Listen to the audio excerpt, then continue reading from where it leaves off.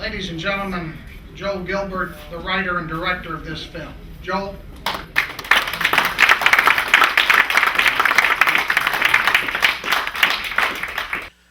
Why does it matter who Barack Obama's father really is?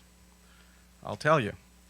Barack Obama sold himself to America as the multicultural ideal, a man who stood above politics. His father was a goat herder from Kenya, so he would bring people together.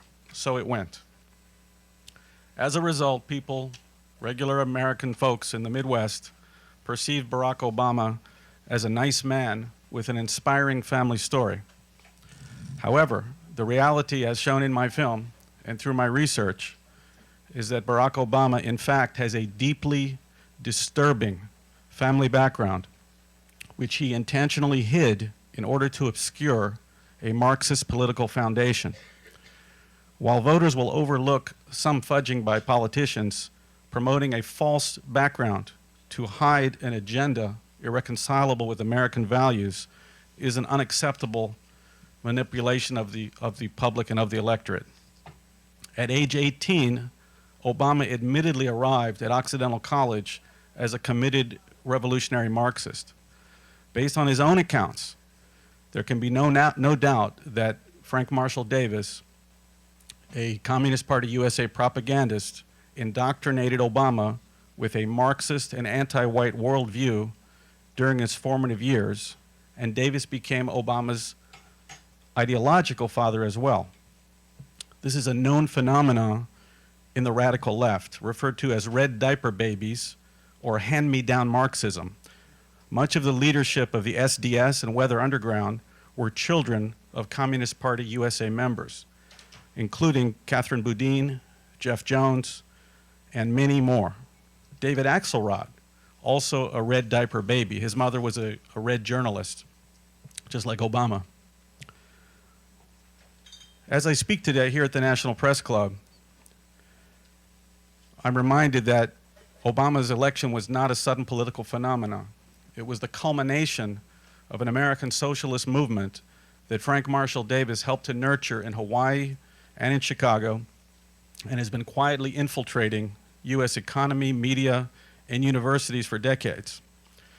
What also strikes me here at the National Press Club is that any one of hundreds of journalists in this building could win the Pulitzer Prize just by watching this movie and writing an article about the evidence that I present in Dreams from My Real Father. So, today here at the National Press Club, I would like to recall the journalist's creed. It's actually posted on the wall between the two elevators. I didn't know that when I arrived. And the journalist's creed is a code of ethics for the profession of journalism. It was written by Walter Williams in 1906 when he founded the Missouri School of Journalism. Journalist's creed stipulates the following: that journalists must be public trustees with a full measure of responsibility to the public, that accuracy and fairness are fundamental to good journalism, that a single standard of truth must prevail for all, that suppression of the news by journalists is indefensible, and that journalism must be independent, unbiased by personal opinion, and always unafraid. I accuse all major American television networks and most cable news networks of gross violations of the journalist creed.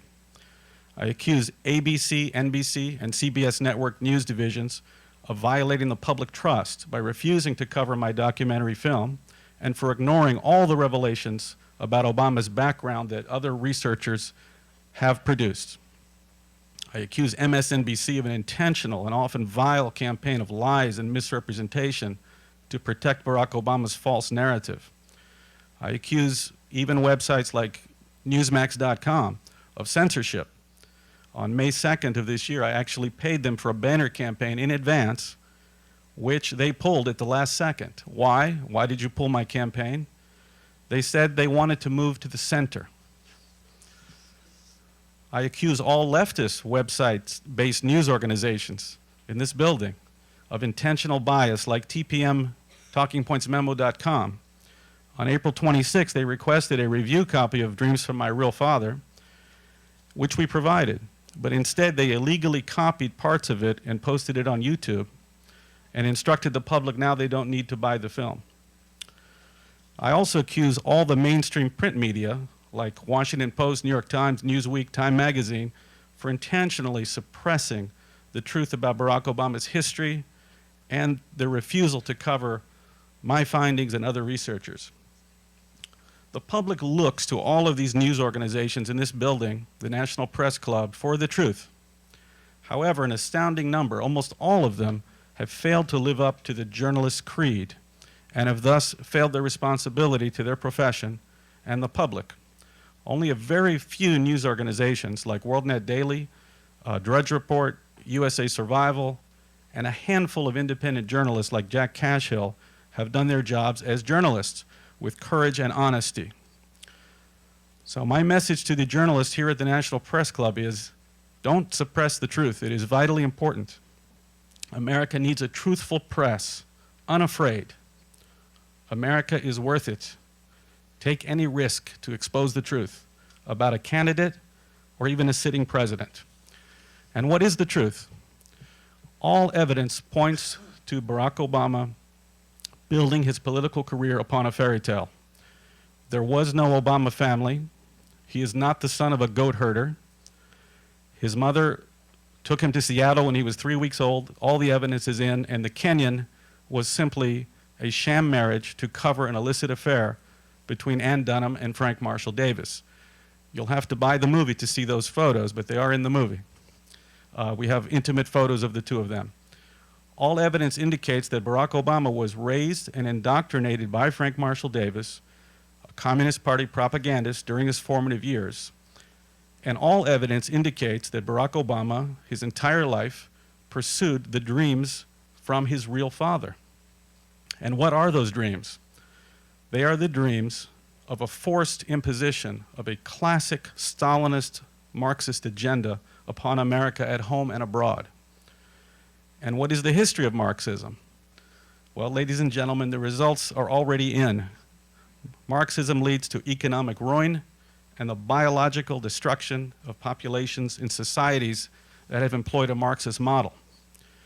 American journalists have a key role to play in revealing the truth, and they must do so immediately without further delay, because Obama's style is to minimize, misdirect, and outright lie about damaging information about his past. America needs honest journalism now more than ever so the public can understand what Obama means when he says fundamentally transforming America.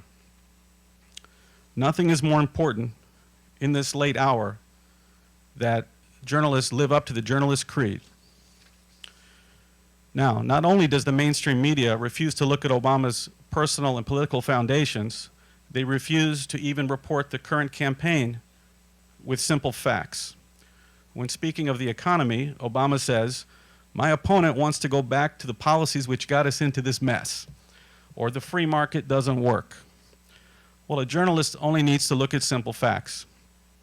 The major cause of the economic meltdown was the subprime mortgage debacle, and Obama was in on it, on the ground floor.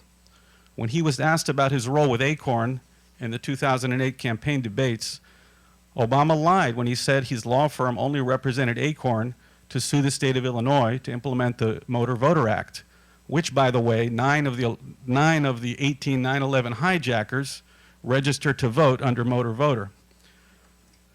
But Obama also represented Acorn in suing Citibank in 1995. It's in my film, forcing Citibank to lower their lending standards to lend to minorities even if they were unqualified borrowers. Acorn then wormed their way into the Clinton administration, taking the model established in Chicago to HUD Secretary Henry Cisneros. Cisneros convinced Bill Clinton to require Fannie Mae and Freddie Mac to force all banks across the American banking system to lower their lending standards. So this Acorn model that Obama helped create the foundation for crashed the economy 12 years later. Journalists only have to Google it, and they would see that this was all by design. It was part of the socialist strategy that Obama learned when he attended socialist conferences in New York, where they said they would use minorities and the poor to collapse capitalism. Problem solving and fair play were the code words that socialists learned. The strategy which they employed successfully was to move the Democratic Party to the far left and embrace socialism as their natural ideology. Obama now uses terms like helping middle-class families. But simply speaking, socialist economies do not have a middle class. They have one big lower class with a group of political elites that control the wealth. Now, I have received hundreds of emails from concerned Americans, and I want to read you one from a Vietnam veteran. He says, "Dear Mr. Gilbert, I was very mad after I watched your DVD. You have cracked the code surrounding Obama and the true Marxist mission he is on. We are on the verge of losing the Constitution. Freedom and liberty are in jeopardy. As a Vietnam veteran, I ask, what did I fight for? Please, can you get this information out to millions? We Americans need it. It's our only hope." This is from Bern Nilsson in Denver, Colorado. So because of people like Bern, and because almost all levels of the media are suppressing the vital facts about Obama, and as I've done in my research in Dreams from My Real Father, I'm announcing that my distribution company is planning to send a free copy, I'm going to show it to you, in the US mail to millions of households of the DVD. It's amazing.